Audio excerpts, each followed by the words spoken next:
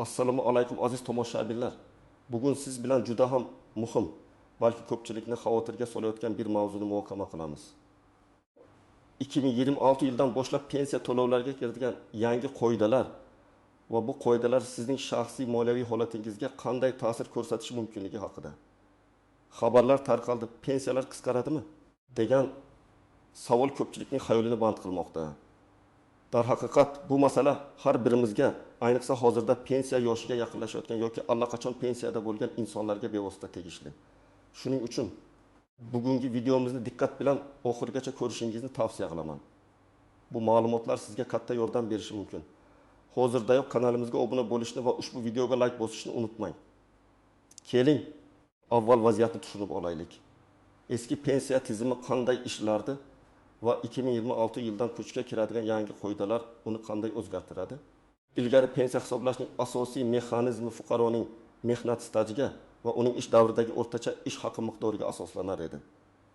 Ya'ni inson qancha uzoq ishlagan bo'lsa va uning ish haqi qancha yuqori bo'lgan bo'lsa, u shuncha yuqori pensiya olish huquqiga ega bo'lardi. Bu tizim bir qarashda oddiy va tushunarli edi. Ko'pchilik uchun 25 yil mehnat stajiga ega bo'lish, ayollar uchun esa 20 yil stajga ega bo'lish pensiya olish uchun asosiy talab hisoblanardi. Pensiya miqdori esa asosan oxirgi 5 yil ichidagi eng yaxshi 3 yilning o'rtacha ish haqi asosida aniqlanardi. Bu qoida ko'pincha pensiya oldi yillarda ish haqini sun'iy ravishda oshirish holatlariga olib kelardi. Chunki bu pensiya miqdoriga bevosita ta'sir qilardi. Aholining demografik tarkibining o'zgarishi, ishchi yoshdagi aholi sonining kamayishi va pensiya yoshdagilar sonining ortishi ushbu tizimning barqarorligini ta'minlashda qiyinchiliklar tug'dira boshladi. Iqtisodiy o'sish sur'atlarining sekinlashishi, norasmiy bandlikning yuqori darajasi ham bu muammolarni yanada kuchaytirdi. Endi esa 2026 yildan boshlab joriy etiladigan yangi qoidalarga e'tibor qaratamiz. Eng asosiy o'zgarishlardan biri bu pensiya hisoblash tizimini butunlay boshqacha prinsipga o'tkazishdir. Yangi tizimda har bir fuqaroning umr bo'yi qilgan ijtimoiy ajratmalari va mehnat staji asosiy rol o'ynaydi. Ya'ni nafaqat oxirgi yillardagi ish haqi, balki butun mehnat faoliyati davomidagi to'langan ijtimoiy soliqlar, pensiya jamg'armasiga yo'naltirilgan mablag'lar pensiya miqdoriga bevosita ta'sir qiladi. Bu bolalar tizimi deb ataladigan tizimga o'xshash bo'lishi mumkin.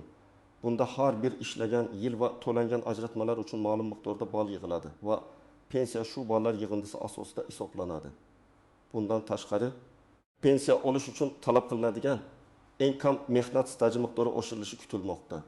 Agar ilgari ayollar uchun 20 yil va erkaklar uchun 25 yil standart bo'lgan bo'lsa, endi bu raqamlar yuqoriga qarab o'zgarishi mumkin. Bu o'zgarish ayniqsa uzluksiz mehnat stajiga ega bo'lmagan, ba'zida norasmiy ish bilan band bo'lgan yoki uzoq muddat ishsiz qolgan fuqarolar uchun jiddiy muammo tug'dirishi mumkin. Shuningdek, pensiyani indeksatsiya qilish mexanizmlarida ham o'zgarishlar bo'lishi ehtimoli bor. Avval pensiyalar asosan inflyatsiya darajasiga qarab oshirilar edi. Yangi qoidalarda esa pensiyalar o'sishi faqatgina iqtisodiy o'sish sur'atlari yoki pensiya jamg'armasining imkoniyatlariga bog'liq bo'lib qolishi mumkin. Bu esa pensiyalar miqdori bo'yicha kutilgan o'sish sur'atlarini pasaytirishi va aholining real daromadlarining qisqarishiga olib kelishi mumkin. Shu sababli bu yangi qoidalar ba'zi hollarda pensiya miqdorlarining qisqarishi kabi qabul qilinishi tabiiy hol. Bu asosan pensiya hisoblash metodologiyasining o'zgarishi natijasida yuzaga keladigan holat bo'ladi. Endi esa kim xavotir olishi kerak va kimga bu o'zgarishlar unchalik ta'sir qilmaydi degan savolga javob beramiz.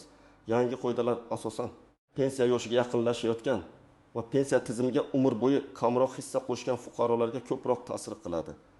Keling, bir nechta real hayotiy misollar orqali tushuntiray. Birinchi misol, Ahmad akaga e'tibor beraylik. Ahmad aka 1907 yilda tug'ilgan, 2026 yilda 26 yoshga to'ladi va 2027 yilda pensiya yoshiga yetadi. Uning mehnat staji 20 yil. Bu yillar davomida u asosan davlat tashkilotida ish stajini yig'gan. Lekin 5 yil davomida norasmiy ravishda, ya'ni ijtimoiy ajratmalarsiz ishlagan. Eski tizim bo'yicha Ahmad akaning 20 yillik staji yetarli bo'lib, uning pensiyasi so'nggi yillardagi o'rtacha ish haqi asosida hisoblanardi. Faraz qilaylik, uning pensiya oldi so'nggi 3 yildagi o'rtacha ish haqi 5 million so'm bo'lgan. Eski qoidalar bo'yicha u oyga taxminan 2 million so'mdan 2 million so'mgacha pensiya olishi mumkin edi. Bu faqat misol. Aniq summalar qonunchilikka bog'liq. Yangi tizimda esa uning umumiy mehnat staji 2 yil bo'lsa-da, bu stajning faqat ijtimoiy ajratmalar to'langan qismi hisobga olinadi. Norasmiy ishlagan 5 yil uchun unga ballar berilmaydi. Agar yangi qoidalar bo'yicha pensiya olish uchun minimal staj 25 yil qilib belgilansa, Ahmad akada 20 yil staj bor va norasmiy ishlagan yillar hisobga olinmasa, uning haqiqiy staji 15 yil bo'lib qoladi. Bu esa pensiya olish uchun yetarli bo'lmasligi yoki uning pensiyasi minimal miqdorda bo'lishi mumkin. Natijada uning pensiyasi oldingi hisob-kitoblar bo'yicha kutilganidan bu holat ayniqsa hayotining bir qismini norasmiy mehnat faoliyatiga bag'ishlagan yoki chet elda ishlagan fuqarolar uchun juda og'riqli bo'ladi. Ikkinchi misol, Gulnora opa 1972 yilda tug'ilgan, 2026 yilda 54 yoshga to'ladi. Uning jami mehnat staji 15 yil. U oilaviy sabablarga ko'ra uzoq vaqt ishlagan emas, keyin yana ishga qaytgan. Eski qoidalar bo'yicha uning pensiya olish imkoniyatlari juda cheklangan edi. Chunki ayollar uchun minimal 20 yillik staj talab qilinardi. U minimal pensiya olishi yoki umuman pensiya huquqiga ega bo'lmasligi mumkin edi. Yangi qoidalarda esa agar pensiya olish uchun talab qilinadigan minimal staj miqdori yanada oshirilsa, masalan 25 yil qilib belgilansa, Gulnora opaning vaziyati yanada murakkablashadi.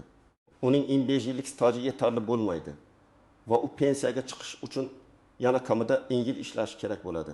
Bu esa uning uchun kutilmagan moliyaviy qiyinchiliklarni keltirib chiqaradi. Uchinchi misol.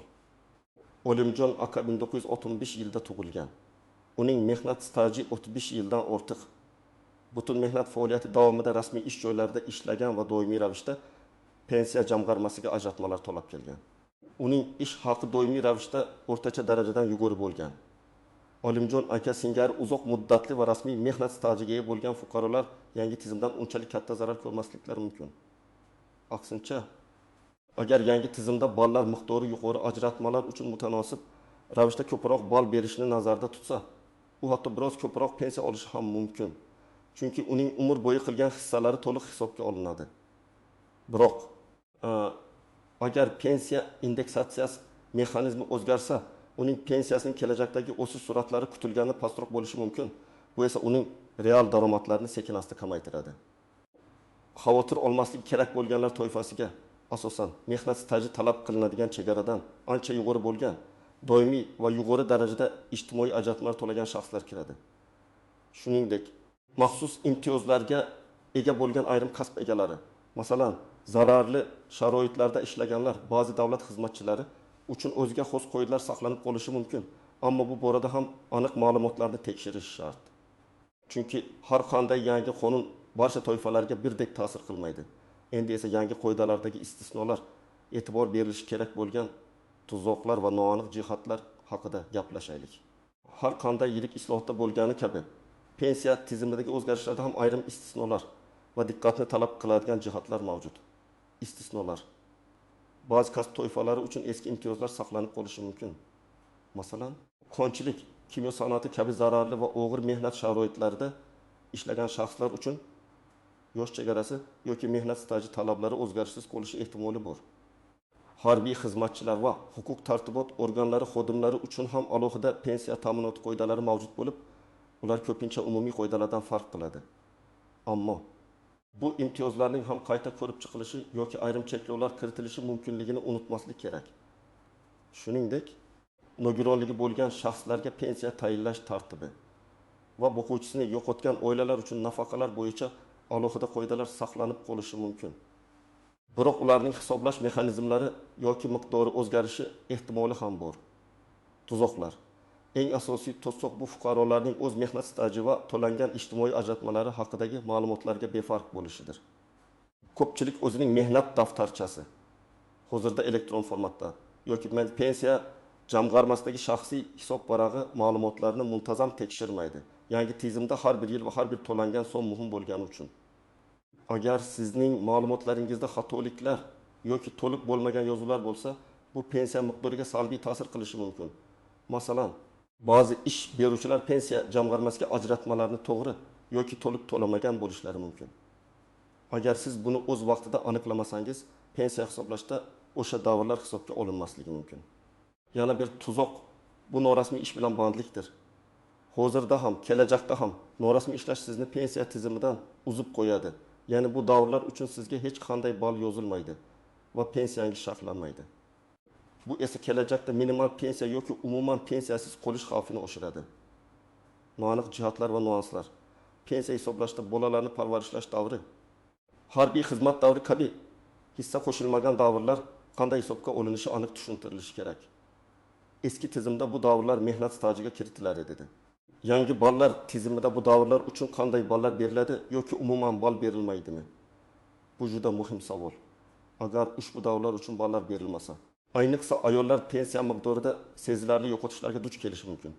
Shuningdek, pensiyaning minimal miqdori va bazaviy pensiya tushunchalari qanday o'zgaradi? Yangi qoidalar qaysi yildan boshlab tug'ilgan fuqarolarga nisbatan qo'llanilishi aniq belgilanishi shart. Agar bu qoidalar hozirda pensiyada bo'lganlarga ham tegishli bo'lsa, ularning pensiyalarini qayta hisoblash mexanizmi qanday bo'ladi? Bu savollarga aniq javoblarni olish uchun rasmiy manbalarga murojaat qilish juda muhim. Xo'sh, bu holatda har bir tomoshabin nima qilishi kerak? Sizning moliyaviy kelajagingizni himoya qilish uchun aniq va amaliy qadamlar zarur. Birinchi qadam pensiya hisob varag'ingizni tekshiring. Bu eng muhim qadam. Siz davlat xizmatlari markazlari orqali yoki elektron hukumat portali Gov.uz orqali o'zingizning shaxsiy pensiya hisob varag'ingiz holatini tekshirishingiz mumkin.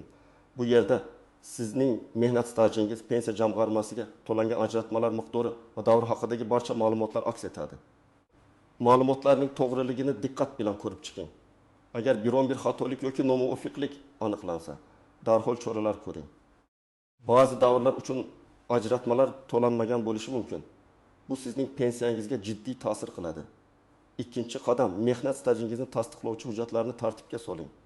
Bu mehnat daftarchasi, ish haqi to'g'risidagi ma'lumotnomalar, harbiy bilet, bolani parvarishlash bo'yicha ta'tilni tasdiqlovchi hujjatlar va boshqalar bo'lishi mumkin.